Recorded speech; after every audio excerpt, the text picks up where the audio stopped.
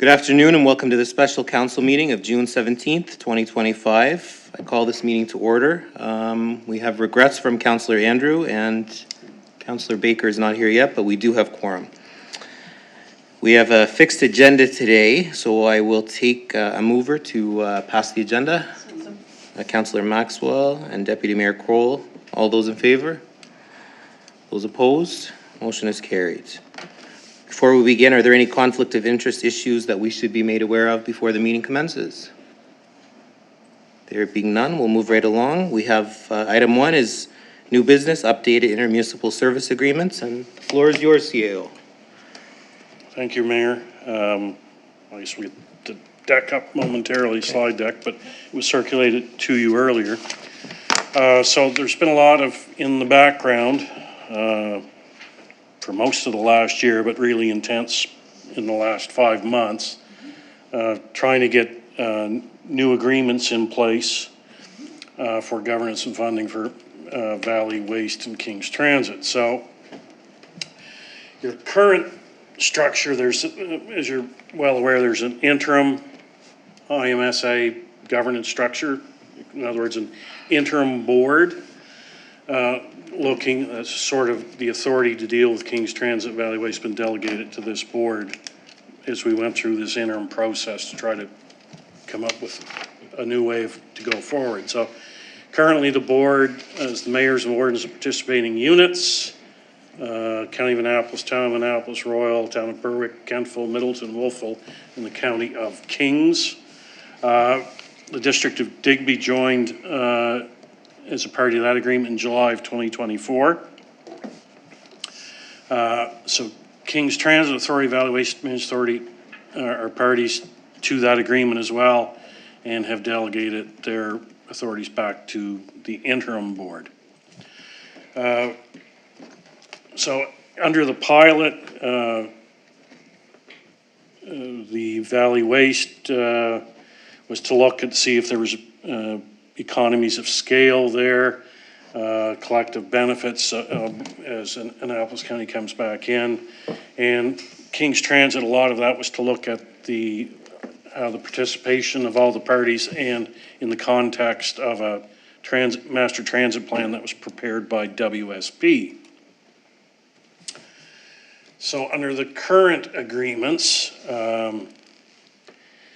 for Valley Waste, there are 6 core voting partners: Kings, Wolfville, Kentville, Berwick, Middleton, Annapolis Royal. Annapolis County is a service partner. Currently, they're paying for the service. For King's Transit, there's 4 core voting partners: Kings, Kentville, Wolfville, and Berwick. There's 2 service partners, Annapolis County and the District of Digby, and they have sub-agreements with their towns. So those towns of Middleton, Annapolis, Royal, and Digby don't vote at the King's Transit meetings, but because their contract is with the larger rural municipalities. The current cost-sharing formula percentages for Valley Waste are based on 50% population, 50% uniform assessment, the largest of which is Kings at around 58.25%, and Annapolis County is approximately 21%. We're at 8.1%. We're the largest of the town partners.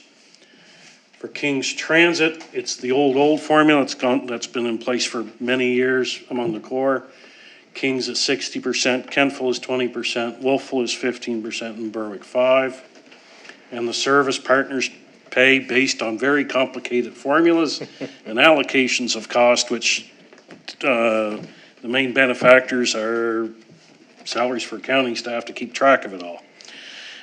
Because it became very complicated over the years, agreements and sub-agreements, and some costs were allocated, some weren't. I won't go into the details. So the WSP presented a transit master plan in May of 24. They recommended a unified funding and governance model to be adopted by all municipalities currently receiving and benefiting from the King's Transit service. And they believe without a unified model, it's difficult to sustain and make improvements to the system. So they came up with a funding formula of 50% based on service time, which is the hours or minutes driven within each jurisdiction. And that links funding to service, provided and predictable and simple to calculate.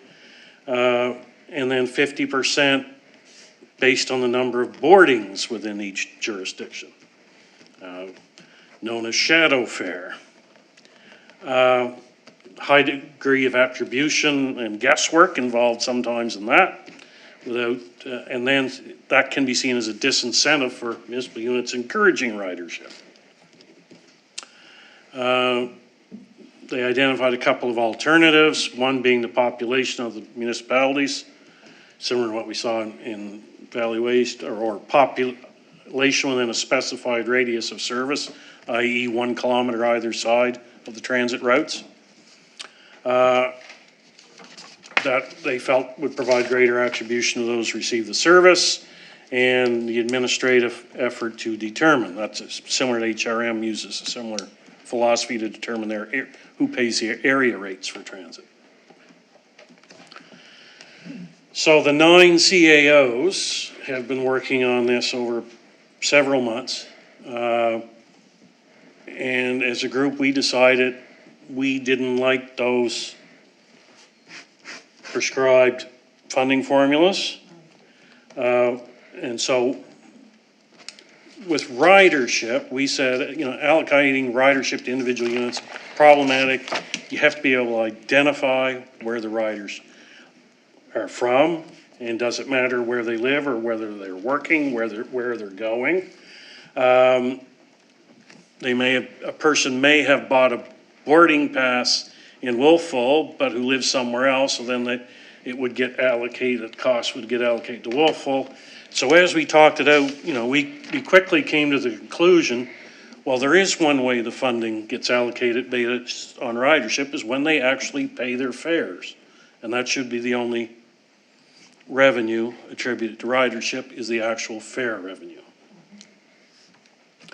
For municipal unit population, the towns recognize that within the larger rural municipalities, there are entire large areas that aren't served, so that population shouldn't be factored into charging costs to the rural municipalities.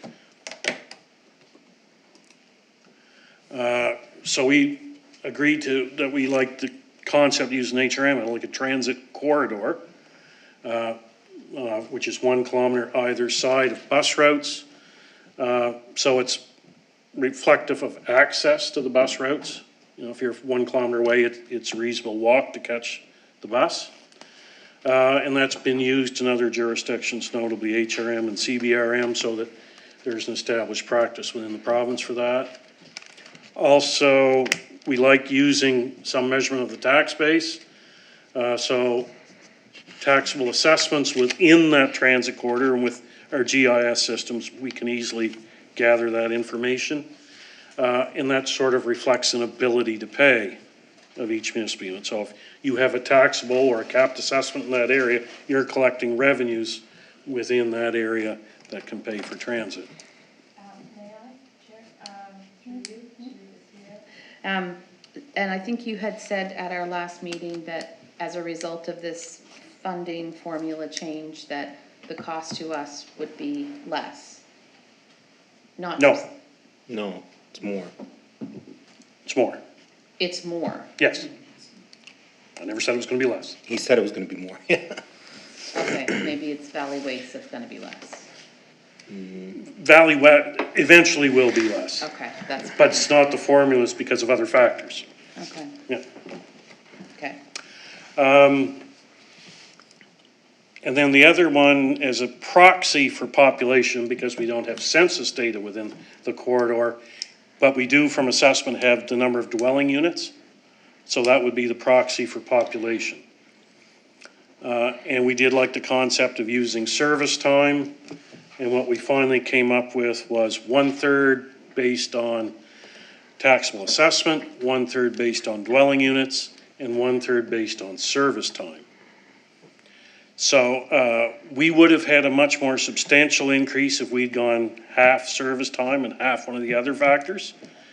But this is one of the things that I was impressed by the negotiation as we went along. All the units were willing to give and take and come up with methods to try to ease that transition to new methods.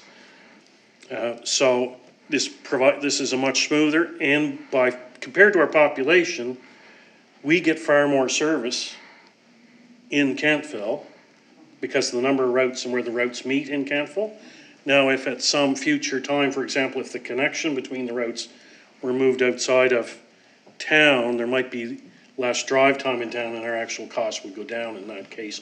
Or you could decide in a couple of those areas where there are two routes running closely after one another that you may want to ask them to look at changing the routing to reduce the number of routes. That's another way you can lower the cost a bit. But it takes time to make those adjustments through the system.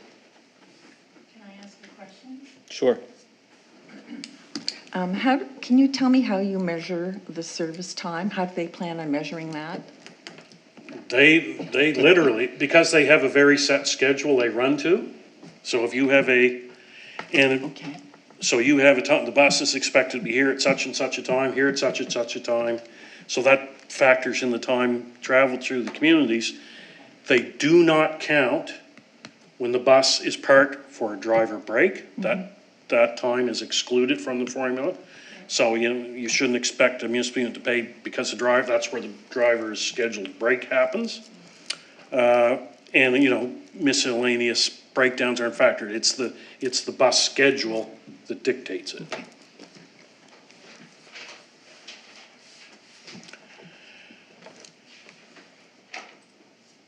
So Will it be considerably more to us? It's in one of those slide decks, you'll see the kind of the estimate for the year. Yeah, I went through the slide deck, but I. Well, I can bring Yeah. some more Yeah. information up for you Yeah, later. it doesn't have to be let's right run now, around I'm just this. trying to, Yeah. in mine, there wasn't. Yeah. So for this first year, the first quarter payment, because it's just ending June 30th, will be under the old formula, because these agreements don't take place till July 1. The remaining 3 quarters will use the proposed new formula for operating capital, but any increases and decreases will be transitioned in at 50% of what the change would have been otherwise for this first year, to allow people's budgets to adjust and then catch up next year. So for example, Annapolis County Municipality District of Digby, by becoming full partners, they see substantial savings, and they said, because we're seeing such substantial, we're willing to forego 50% of that in the first year to help with the towns who have the increase. Okay. So it's been I've been very impressed with the cooperative nature of dealing with all the other units. So they've made some sacrifices to make this work. Oops. My finger's moving much too fast on this thing.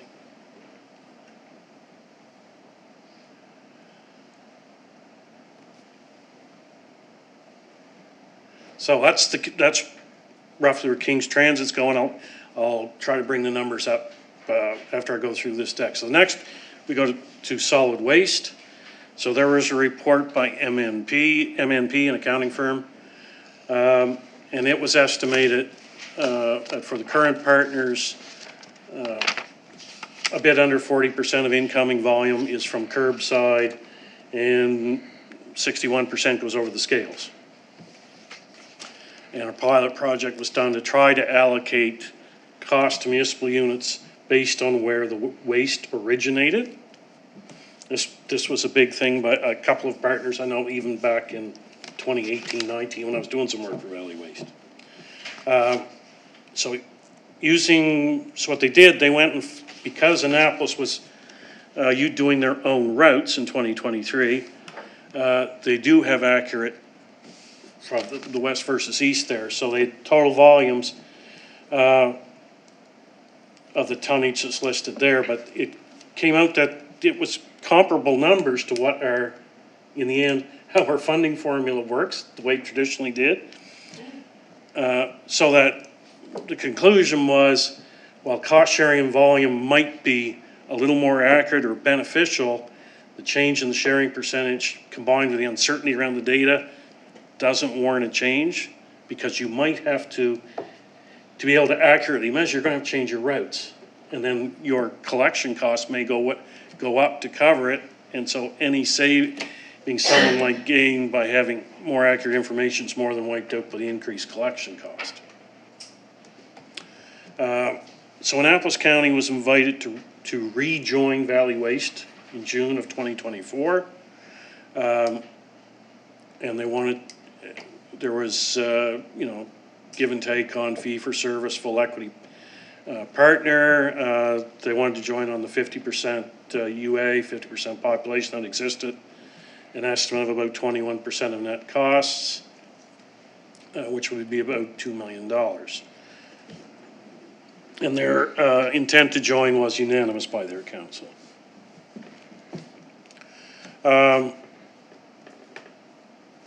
So as I mentioned, we didn't go to the actual volume calculations. Daily collection areas are established and they aren't dedicated within each municipal unit. Collection vehicles cross municipal boundaries, sometimes multiple times in a day. And they can vary due to equipment availability, weather, and staffing. And the cost for collection would go up if we had to bring it back to the scale and weigh it whenever we crossed the municipal boundary. So the Annapolis County experience was 21.39% of the waste generated, and the existing formula, uniform assessment population, 21.095. So we thought, let's not throw out something that doesn't look broken. So residential, commercial haulers, the commercial haulers cross municipal boundaries and don't track location of businesses. So they pay their tip fees. I mean, they're certainly paying a good percentage of the cost. And then if they had to only pick up in a municipal unit, bring it back, they would charge more to their customers. At the weigh scales, they don't record civic addresses of everyone that crosses the weigh scale from the residential side. And so they feel they get fair compensation through the tipping fees for what's coming in that way. And so the remaining share of costs will only be about 6.4%. This mouse is way too sensitive.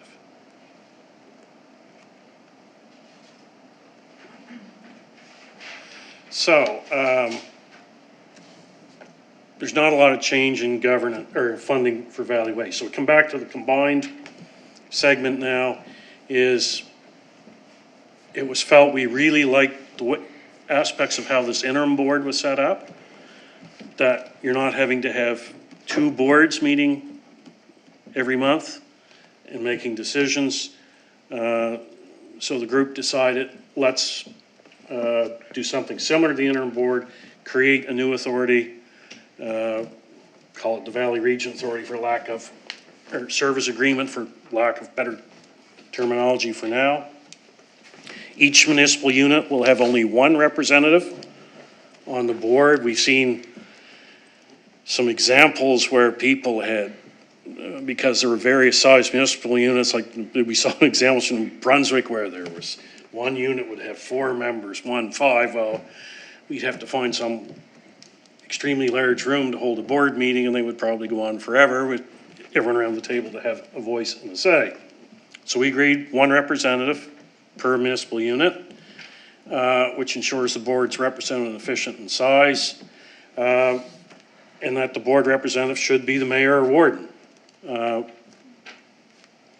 Again, so enhances the likelihood of the information to and from individual councils to flow through the mayor or warden, and then one other person would be appointed to be an alternate if the mayor or warden couldn't make it to a meeting. And the alternate can attend any meetings, but cannot vote at a meeting where the mayor or warden is present. There was talk of weighted voting things, and it saw some complicated formulas there. And credit given to our colleagues at King's who said we don't need a whole bunch of weighting, even though we're the biggest one here. There's only 2 or 3 things that there should be a special resolution for. So based on those principles, we got down to drafting over the last 2 months. All of the CAOs in the room, Charles Thompson, solicitor of the town of Wolfville, Danny McDougall, who was doing work for the interim board, an experienced municipal official, an assistant deputy minister, even a deputy minister at one time, I believe, for the province, was helping us through this. We decided, we came up with 3 agreements, a new IMSA to replace the interim one called Valley Regional Services, and amended agreements for Valley Waste and King's Transit. For Valley Regional Services, there will be 8 parties to the agreement. The town of Digby decided not to proceed. When they saw the cost for transit under the formula, they felt they couldn't afford it.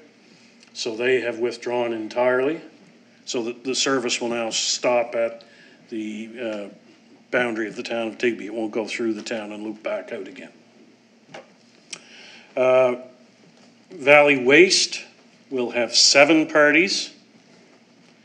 So, of course, the District of Digby is part of a separate solid waste region, so they're not included there. They'll only be involved on discussions for King's Transit. Likewise, King's Transit will have 7 parties because Annapolis Royal will not be a party. For the transit, they will continue to have a side agreement with the County of Annapolis.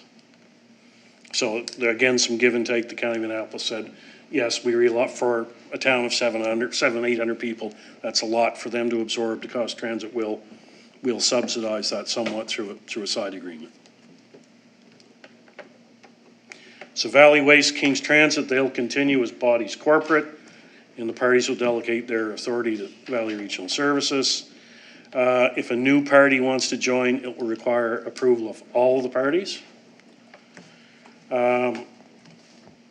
So as I mentioned, board director, the mayor warden for each party is the director. There's an alternate director that must be a member of council, may participate in discussion and vote only when the party's director is absent, may attend all meetings as observer.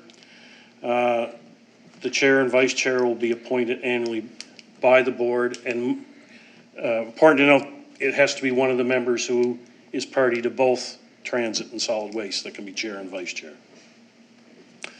Must vote on all questions unless conflict of interest. If directors not vote, then votes considered in the negative.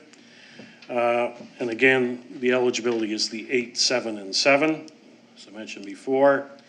All decisions of the board are almost all, are by simple majority, except special resolution, and the special resolutions are for budget approval and borrowings. Majority, again, it's majority, but one of those must be the King's director. If there are in-camera sessions or closed sessions, only the parties eligible to vote on that matter may be present for that discussion. The powers are the existing powers in Valley Waste and King's Transit. For budget and operating plans, they are approved by the board. They're not recommended back to individual councils, but they still must be submitted to the board 90 days in advance of the fiscal year end so that your director can bring it back and get feedback from individual councils and how they wish to be voted at the next board meeting. There's CAO consultation before submitted to the board, and the budget will include an installment payment plan for the parties in 4 quarterly installments. Just a question on the CAOs.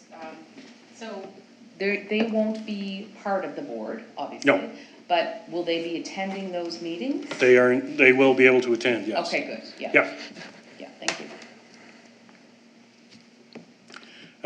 Dispute resolution, mediation first. If unresolved, may go to arbitration. For the budget, this is the special one. If a special resolution fails to pass because the King's director votes against, then King's will have 30 days to submit an alternate budget. So they just can't say no without submitting an alternate budget.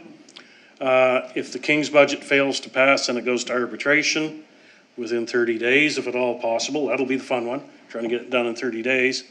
And the arbitrator will be able to either select the original budget, the King's budget, or may pick elements of each after hearing from both sides. So that's the only real particular extra that King's gets on the budget is there. So they just can't say no without producing an alternate. And they still could lose at arbitration. Assets and borrowing, Valley Waste and King's Transit have the authority to borrow. They may borrow, but the parties may borrow or provide funding from their own sources. If there are certain extra capital asks coming to each municipal unit, they can either just provide it from reserves, operating, or they may borrow for it if they wish. The Valley Waste existing debt, they have debt in their books. We're going to have, each municipal unit is guaranteed the debt of Valley Waste. And so there will be some procedural stuff coming back to all the councils to adjust their guarantees once Annapolis County's back in. Because they'll have. That will be proportional? Yeah, Annapolis County will have to guarantee their proportion of the debt, and then our guarantee will reduce slightly. King's Transit currently doesn't have any debt, so we won't have to guarantee at this point. So there's also some transitional provisions we had to do in the funding just because Annapolis County and District of Digby each own their own bus that's used by King's Transit, so they'll have to be compensated for the net back. They will transfer the buses into the transit authority, and then there's a way, they've come up with a proposed way to pay for that from the reserves of King's Transit and from some other federal and possibly provincial money coming in through the transition to buy those two buses. So we won't be asked to pay extra cash to buy a share of those buses. Supplementary services, there's a provision in those agreements that parties may provide supplementary services subject to board policy. The one that's in District of Digby is there's certain days of the year they provide free transit.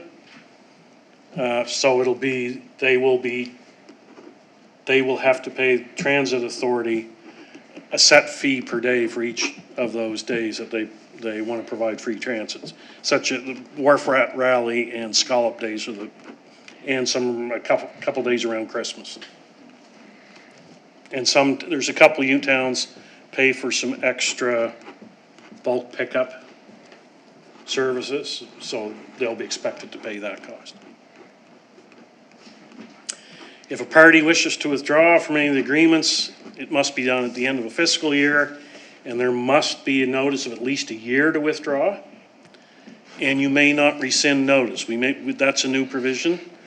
A couple times people have said, oh, we want to look at this, and then they give a year's notice and say, oh no, we decided to stay. But meantime, a whole lot of work went into the organization trying to plan for someone leaving. So we say, if you do your research first, whether you want to leave or not, then you give your notice, and then you're out. And if you withdraw, you're responsible for your share of the liabilities, and you have no further interest in the assets. If for some reason one or more of the authorities dissolves, it must be a unanimous vote, and the assets remaining distributed to parties at time of distribution, which probably involves liquidation, and whatever payment of the debt, whatever's left over would be divided based on the formula. So there was 4 motions passed at the IMSA interim board meeting.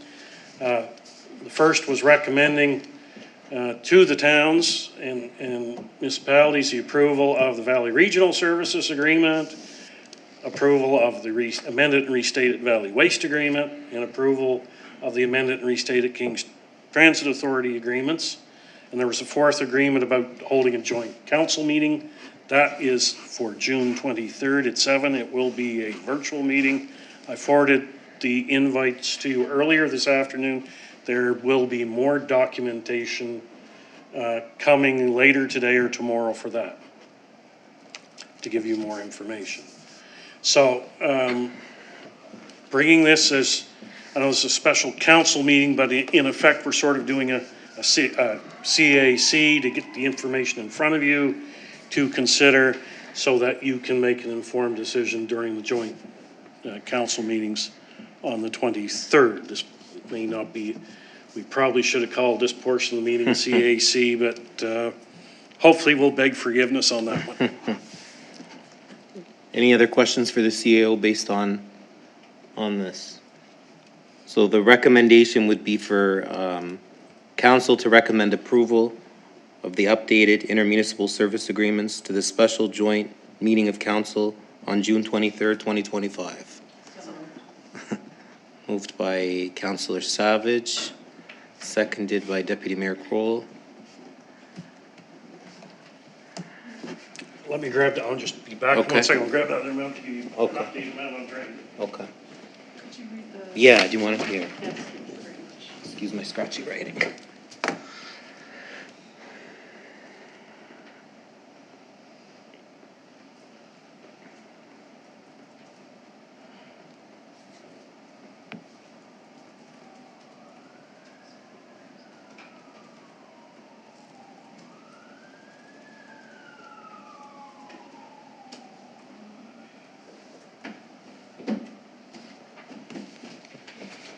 Okay, it's been moved and seconded. Any discussion on that? Okay, call for the question. The council recommend approval of the updated intermunicipal service agreements to the special joint meeting of council on June 23rd, 2025. And voting is now open.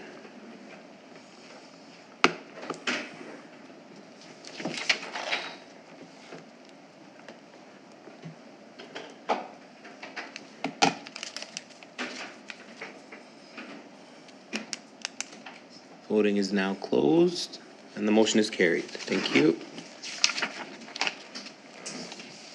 And I think to answer that question, you have it there. That's I think slightly it was over. like, I think for the estimate for the upcoming year was somewhere like 40 or 50,000 Yeah. higher for King's Transit, in around there.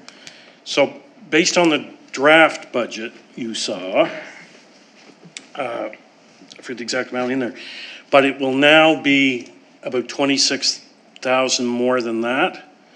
But for this year, I'm recommending that come out of that extra 26 come out of the King's Transit Reserve for this year. And then we'll see where, in another year, you'll see whether, that'll cut that King's Transit Reserve in about half. So, but All right, we're moving on now to sanitary sewer operating reserve.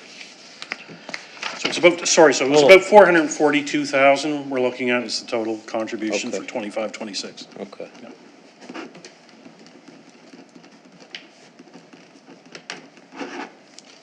All right, you're up again.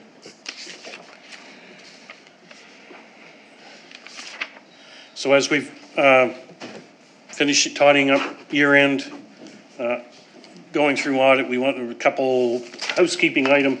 Director Matthews asked me to bring forward was a withdrawal from the sanitary sewer operating reserve because we're currently showing a deficit for the year just ended of about $117,000. And so because we hadn't set new rates yet, we're recommending come out of the operating reserve. So it's recommended that I guess special counsel that in the event a sanitary sewer operating deficit persists, the final audited deficit value will be withdrawn from the town of Kentville sanitary sewer operating reserve. And if this passes, then we can actually make the entry as of the year end. Okay, any questions for the CEO based on that recommendation? So what is that? Hold on, I'm sorry, I didn't even look. hold on. Deputy Mayor Kroll's got her light on. Put your light on if you wanna. All I need right, to do the punch. go ahead. Do we have any idea of the reasons why there was such a large deficit this year? Regional sewer one, we haven't adjusted their rates in Yes. quite some time. Revenue And fell two, short. and two regional sewer costs are the two big drivers. Okay. Councillor Savage. Thank you, Mayor, through to the CAO. Yeah, I mean, I think our sewer was up 37% year over year for regional sewer between operating and capital. So, what does this do to our reserve? So, And I apologize, the Jeff, page I see above, that you just sent- be that memo. So the, It's on that, yeah. there was a total of, it's broken into two items sanitary, oh, sorry, I'm on the wrong one, yes. It was 220,721 Yeah. as so- of March, before this would go through. Yeah, I'm sorry, I just see the Yeah, documents now. it'd be from Jennifer. 103,000 left. Yeah, so 395 to 2, yeah. And what's sort of our time frame on amending the sand sewer rates? Because that doesn't have to go through the UA or BE. Now, right? I'm hoping to have a new estimated rate before this week's out. Is that right? Okay, thank you. Okay. Thank you. Okay, any other questions? Okay, so the recommendation to council would be that in the event sanitary sewer operating deficit persists, the final audited deficit value be withdrawn from the town of Kentville sanitary sewer operating reserve. So moved. Moved by Councillor Savage. Second. Deputy Mayor Kroll is the seconder. Any discussion on this? Call for the question. Recommendation to council that in the event of a sanitary sewer operating deficit, if it persists, the final audited deficit value be withdrawn from the town of Kentville sanitary sewer operating reserve. And voting is now open. Voting is now closed, and the motion is carried. Okay, CEO, we have approval of a funding commitment resolution. So I'm sure you're aware from earlier discussions, town has been presented with funding opportunities to support the climate-ready plans and process line that's in the draft 25-26 operational budget. Council in November of 2024 approved submitting a funding application to the funding body to support a term staff position in the development of a climate-ready plan for the town. The funding body has conditionally offered $70,000 to complete the project out of a total cost of $87,500. The condition is that council pass a further resolution committing its contribution of $17,500 to the project, and that resolution has to be received by the funding body prior to June 30th, or their offer will be rescinded. Both the funding and expenditures are incorporated in the draft budget. So, in effect, you are pre-approving a line in the operating budget. So the net cost of $17,500 to prepare a climate-ready plan for the town. We'll open the floor to questions. Councillor Savage. And who is preparing the climate-ready plan? Well, the money is to hire a term position specifically to do the work. The ad is being prepared now, if it just passes. We prepare the ad and get it posted as soon as possible. There's one or two details we're just finalizing, whether it has to be spent by March 31st or whether we have a full year to, from when the person starts. We'll have a clarification on that as to how there may have to be an adjustment around that, but. So that person will essentially be paid the $87,500. Well, there would be, and it'd be a big chunk Right. of that amount. It wouldn't be all, there'd have to be allowances for maybe some meetings, travel costs, et cetera, benefits, all those other things, and then typical office and stationery prepare and circulate printing costs potentially. Right, and then it's sort of a one and done, right? Like, this is not something that would, Once the plan is done, the departments, the regular departments of the town are then expected to use that plan to guide their operations. So there shouldn't be the need for this person to remain and do it. So each department will take that plan, implement it, make amendments going forward as need be, and then whether, maybe in 5 years, then you have someone for a shorter term to do an update or something to the plan. But it's you need someone to bring it in because it affects so much from our own departments. There'll be some consultation with community groups, right, et cetera. okay, thank you. Deputy Mayor Kroll. Thank you, Your Worship. Through you to the CAO. In which department would this position reside? Because it sort of goes across everything, we're looking at administration. Okay. I read that it was a 2-year program. I don't know if I've misread something, but I just wanted to make sure that it is a 2-year program. Well, yeah, I just wanted, because I hadn't seen the original application, so I want to confirm myself for my own comfort. So would this 70,000 be for the 2 years, or do we know this? Well, it's a 1-year term. Oh, this is a 1-year term. Yeah. Okay.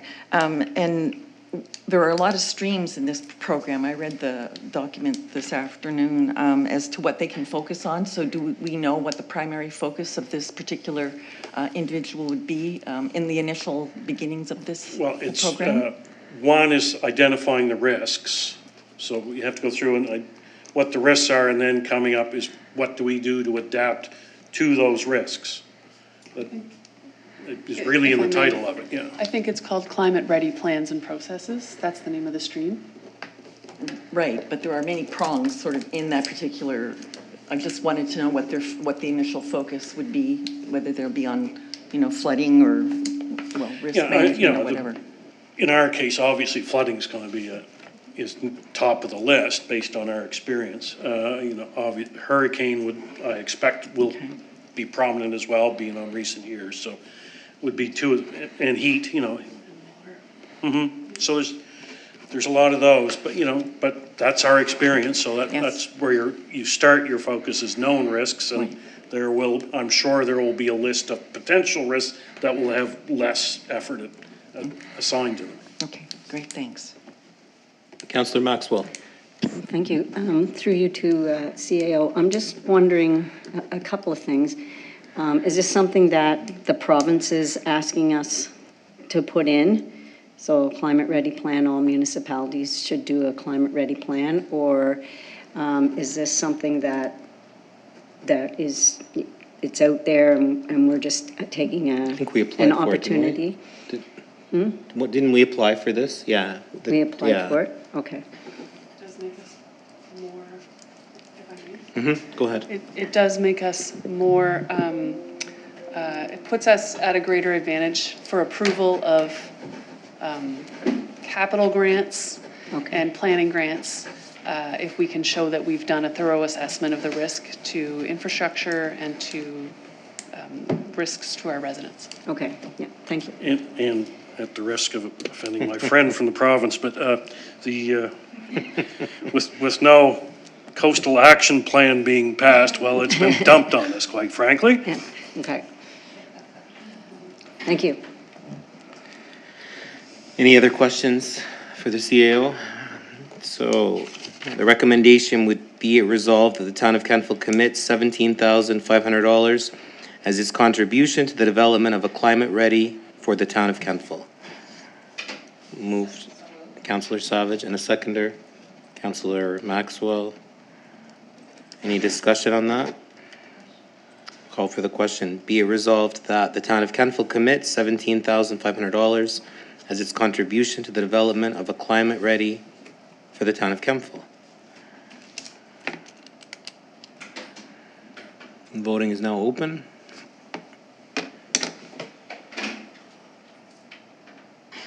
Voting is now closed, and the motion is carried.